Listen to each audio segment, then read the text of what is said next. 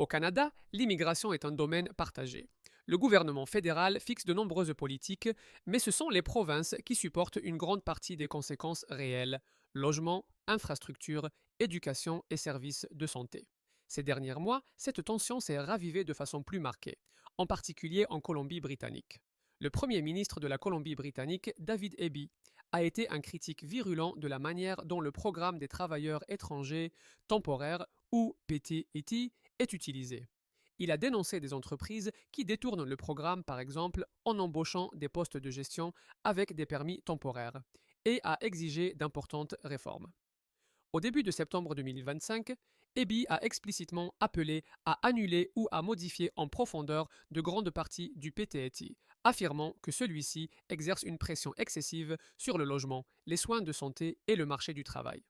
Dans le même temps, une lettre ouverte du Migrant Workers Center a répondu à EBI. Elle a averti que les travailleurs migrants vulnérables risquaient d'être injustement blâmés pour des problèmes plus larges de politique publique, tels que la crise du logement, la stagnation des salaires et la surcharge des services. Le Canada a toujours oscillé entre des politiques migratoires plus ouvertes et plus restrictives, selon les facteurs économiques, le leadership politique et le climat de l'opinion publique. La période post-Covid a vu Ottawa relever fortement ses niveaux d'immigration. Mais ces hausses suscitent des critiques, les provinces étant sous pression en raison de la flambée du logement, de l'inflation et des tensions sur les marchés de l'emploi locaux. La Colombie-Britannique, et en particulier la région métropolitaine de Vancouver, connaît depuis des années des problèmes d'accessibilité au logement et de pression sur les infrastructures.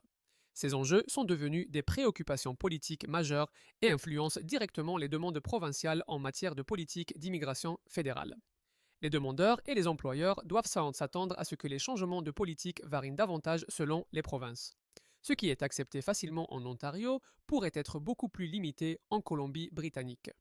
On peut également prévoir une implication croissante des provinces dans la conception des politiques migratoires, par exemple en précisant quel type de travailleurs étrangers elles recherchent ou en durcissant les critères en fonction des pressions locales. Pour les travailleurs étrangers et les étudiants, cela pourrait se traduire par des exigences documentaires plus strictes, des vérifications plus rigoureuses ou encore des restrictions dans certains secteurs. C'est précisément pour cela que bestvisa.ca existe.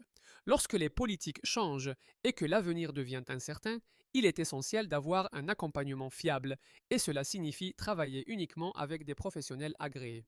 Sur bestvisa.ca, vous pouvez choisir parmi des dizaines de consultants et d'avocats en immigration canadiens, tous agréés et vérifiés. Organiser plusieurs consultations gratuites avec différents